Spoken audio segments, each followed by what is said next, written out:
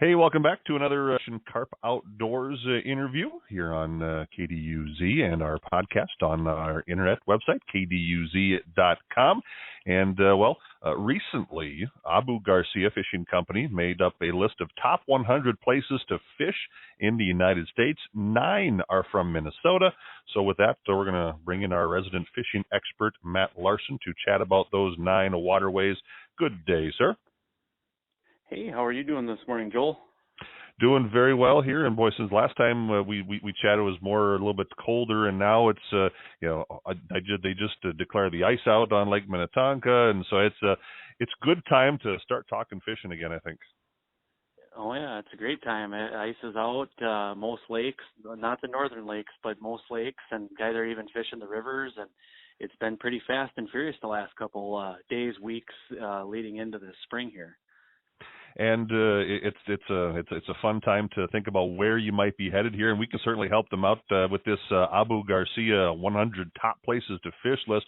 Overall, before we get into the Minnesota stuff, if you had a chance to check out this list, what were your impressions of the list overall from Abu Garcia?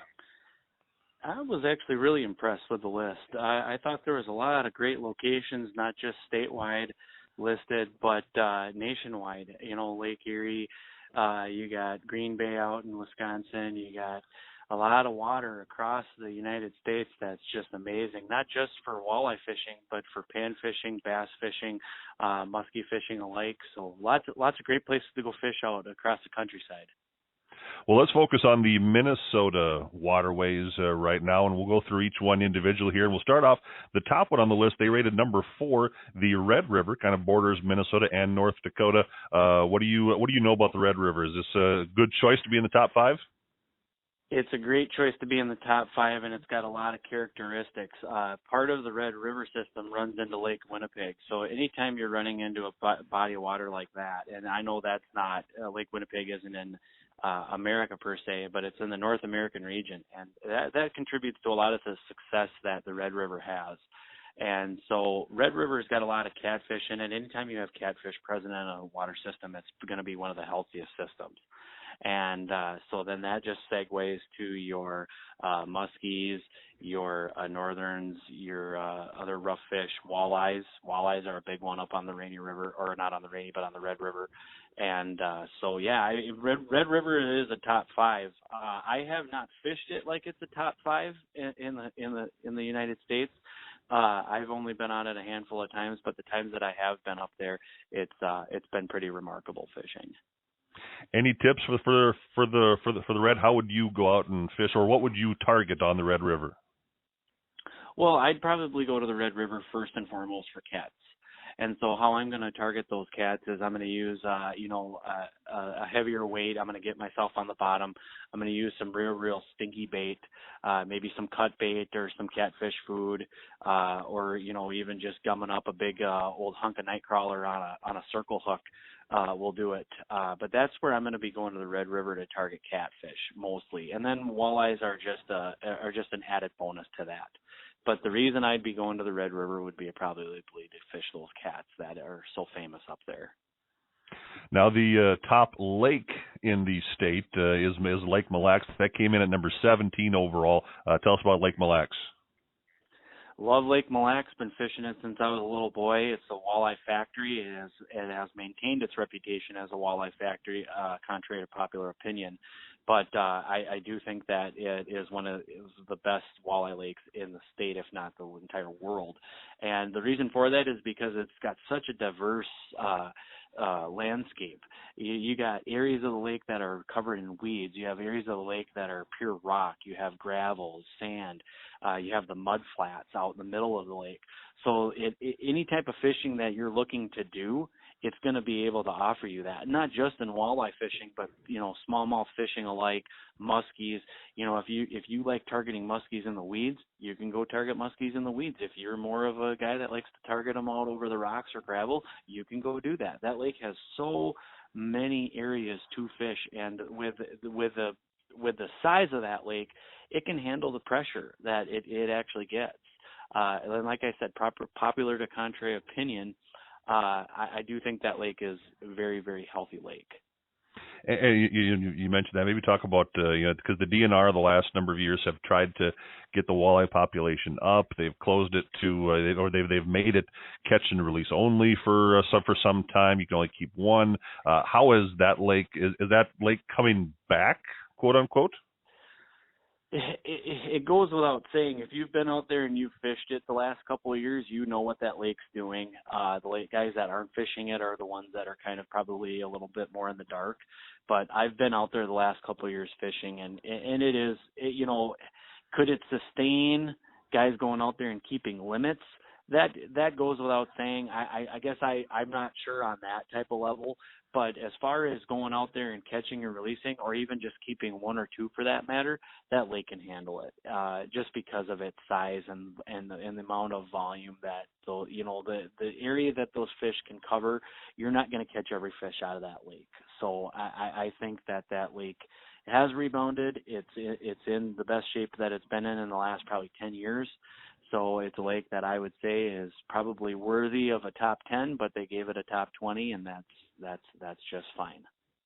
Moving on down the list, next up at number 39 on this Abu Garcia list is the Boundary Waters, the first body of water I've actually been on. And in addition to, for me, the scenery up there is just beautiful, but the fishing is not bad either. Well, the fishing is an amazing area to fish. It's it's that shield, it's that Canadian shield type lake structure, and I've been on the Ely side and I've been on the Grand Marais side, so I've gotten to fish a variety of different lakes in those areas, and each lake presents a little bit different idea behind it. Some lakes have a very tannic and bog stained kind of more of a darkish color. It looks like chocolate milk to some people. And those are where those kind of black and gold walleyes come from. And that famous Canadian walleye look. But there's a number of lakes up there where the lakes are crystal clear and the walleyes come out and they look like they're silverbacks. So, it's a really interesting area to go fish. If you haven't been there, the smallmouth fishing is probably second to none in as far as sizable fish and numbers of fish. Pike alike are really good and plentiful up there, and like I say, the walleye fishing. But on some lakes up there, you can get into some crappies.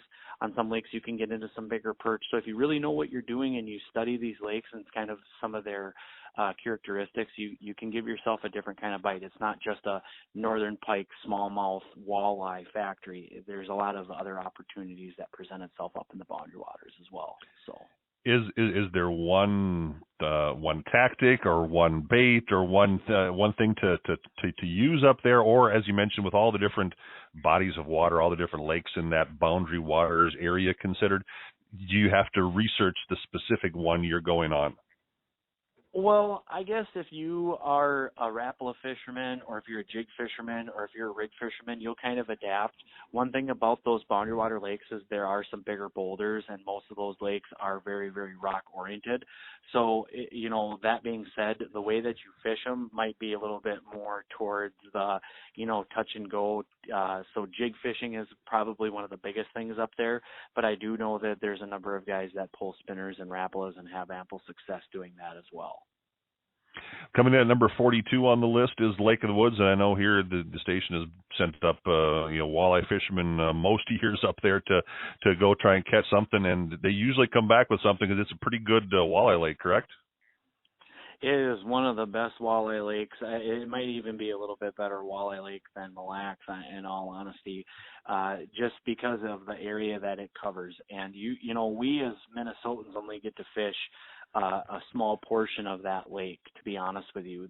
Some of the best fishing exists over the border, but nevertheless, Lake of the Woods is a walleye factory. And that's a lake that can sustain people going up and taking limits and continually fishing it hard. So yeah, I like it, and the benefit that you get up there is you can catch walleyes a number of different ways. You know, a lot of guys go out on those charters and have great success pulling downriggers, and some guys go out there and they run their own programs with lead core, and some guys go out there and they jig fish with jigging wraps and such. And so you get a wide range of things that you can do up there. And so if you're a walleye fisherman that likes to have a number of things in your arsenal, then that's definitely a playground for you. I'll combine these next two lakes because they came in so close in the rankings. 54 was Rainy Lake, 56 was Leech Lake. I know they're both up north. Tell us about those lakes and what put them on the map. Well, Rainy Lake is in connection with that border water Canadian Shield type lake. And so right up there with the boundary waters, right up there with Lake of the Woods, it's going to give you a lot of those northern characteristics. You're going to be fishing a lot more boulder structure, a lot more deeper structure at that. And so, and that's really where I think leeches are a big deal. You know, up on the border lakes, I end up using a lot more leeches than I do minnows. And for what reason? I guess it's just more of a leech bite up there on those border waters. For me though, Leech Lake is my home lake. It's where I consider my guiding home, and I have an absolute love for Leech Lake. Leech Lake is, again, one of those lakes that offers you a lot of diverse structure. And the cool thing about Leech is you got a number of points, number of islands, you got a number of bays, so you really get to fish areas where you can get out of it on a blustery day. Some days you can't get out on Lake of the Woods, some days you can't get out on Mille Lacs. So, Leech Lake is one of those lakes where most days I can find somewhere to fish. And that's exactly why I call it my home guide lake, is because I can find anywhere to fish and I can find out what fish are biting out there on any given day. So it really is a great lake. You got a lot of different options for species of fish. And if you are grading a lake, do you like lakes that give you more options like that, or more, as we talked about, Lake of the Woods is more of a walleye lake? You can catch other stuff, but it's kind of a one species lake. Do you like the variety, or do you like to target something? I like the variety. As a guide, I usually have to be able to fish that variety, because on any given day, the walleyes might not be cooperating. So, my ability to kind of re-engage the customers in something that, maybe they were looking forward to getting into the walleyes, but, now the crappies are really biting. And so that's why I like lakes that have a little bit more diversity, and especially lakes that, you have what I call your big six. So you have your northerns, you have your muskies, you have your walleyes, you have smallmouth, largemouth, and then you have crappies or sunfish. We can call that category panfish. But any lake that is going to give you all of those species and then some is a lake that I really, really will key in on and tend to want to fish more. At number 71 on Abu Garcia's list was the Mississippi River Pools at Red Wing, and this is a place where I've always thought it'd be fun to fish. I've never been on there, but I know exactly which kind of 10, 20 mile area they're talking about here, and that seems like there's you drive by and there's boats all over the place usually. Well, there's a lot of river rats that really enjoy going to Pool 4, and that some of them, they never leave there. And for good reason. You get a lot of variety. There again, you have a body of water, and I call it a body of water, not just a river, but that fish is a lot like a lake. And the reason for that is because of the backwaters, because of the volume that's moving through there. And because of that, you have the species that can back up all of that. There's guys that they'll catch a gar, or they'll catch something that isn't normally you're used to catching in Minnesota. So the river is fun for that reason, but there's guys out there catching big crappies. There's guys out there catching big northerns, big bass, big walleyes. And so Mississippi River is always going to give you whatever it's got and then some. And I really like that area and the stretch of river, even all the way down to Lake City. But that Red Wing area is where it really, really starts, and it really, really is probably one of the best stretches of river in my mind. You mentioned fish is more like a lake. Do you fish a river differently than you would fish a lake? 100%. More often than not, you're going to fish it way differently. You know, the way that you approach the pools, the way that you, you know, find fish moving through certain areas, it fishes way different. And those fish like to really sit in those currents. But a lot of what you learn on the river can apply to the lake, but a lot of what you learn on the lake does not apply to the river. So you know, you get to be a better fisherman by fishing the river, but a lot of the stuff that you would do on the lake normally wouldn't apply. And it does fish like a lake, because I know that there's plenty of guys too that go out there and they jig fish it like it's a lake. But yeah, that's what I'm getting at there. So. The eighth Minnesota body of water is the Metro's top lake. At number 78 was Lake Minnetonka, and that to me is a lake that maybe was helped by all this GPS technology in the last 5, 10, 20 years. Because that's a lake, if you don't got GPS on, you can get lost real quick on. GPS technology, and with all of the new things coming out with all the sonar electronics, that lake is getting to be figured out in terms of where those fish are moving and how they're moving. And you got to keep in mind that that lake has a lot of current running through it. Because of the channel systems, because of the way that that lake is structured, that lake does have a lot of current running through it. So, you know, the fish movement in that lake, you know, you can have them here today, gone tomorrow type of situation. Well, that's where the GPS, along with that sonar, helps these guys become better fishermen. I know some guys that can go out there and they can catch walleyes every day, and they can do that and then some. And so, you know, I really like Lake Minnetonka. Being that I live down in Mare now, I'm getting to know that lake more and more and more all the time. And I'm getting to like it more and more all the time. If you can handle all of the extracurricular boat traffic out there, it is one lake that I think is deadly to fish, especially if you know how to fish it and know what you're doing. Any favorite bays or channels or areas that you like to go in Minnetonka? Because I know they have probably a million of them. Well, there's two bays that I really like. I like Halstead's Bay and I like Wayzata Bay. And there's some other bays in between that I can mix it up on, but those two bays in particular have always been pretty good to me. Last but not least on the Abu Garcia list for Minnesota bodies of water, Lake Vermilion at number 80. Tell us about Lake Vermilion. Another Canadian Shield lake up towards the border. It's going to fish, it's going to fish deep. It's going to have heavy rock structure, lots of islands. There again, there's where your GPS technology will come into play, because you can find yourself pretty lost out there if you do not have GPS. A lot of islands and a lot of shoreline look exactly the same, so you can find yourself pretty lost up there. But again, it's one of those lakes that it's got all the characteristics that you need. It's got all the bass it's got a great bass population. It's got a great muskie population. Northerns, walleyes is second to none, and you do have some panfish opportunities. And it's in a good area. You know, the lakes up in that Shield area are typically pretty good lakes to fish. I would say that half of the state has some of the best fishing in it, in my mind.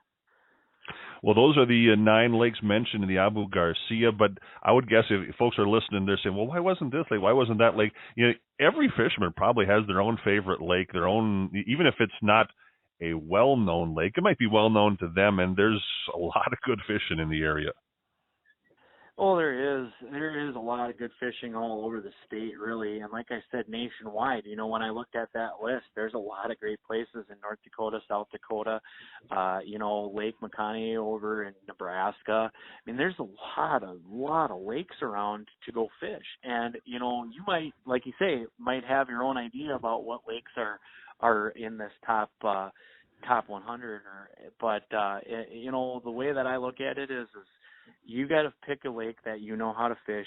You pick a style that you like to fish, within that species that you're fishing. And that's more or less what it comes down to. I've had great days on small bodies of water where I'm the only one out there. And I've had days where I am surrounded by 20 boats out on Leech Lake, and I'm having a great day. So it really comes down to what you want to do and how you want to do it. Hey, sounds good, Matt. Thanks for coming on the program again. We'll chat with you again come opening fishing. And boy, I'm itching. I know it's 4 or 5 weeks away from recording here, but I'm itching to get back out there. I'm itching to get back out there too, and as always, my guide service is open for business, and we got a new ride this year, and we got new ideas, but it's going to be the same results. We catch fish, we go out there, and we aim to please. So looking forward to opener 2, Joel. I can't wait. Sounds good. Give the folks your contact info if they would like to talk to you about getting out on the water with you. My phone number is 320-583-9706, and you can call me anytime, and I usually can make just about anything work in terms of getting you out on the water. So looking forward to hearing from people, and can't wait. Sounds good. We'll talk again, Matt. Thank you, Joel. You have a wonderful day. Thank you. Matt Larson here on Catchin' Carp Outdoors.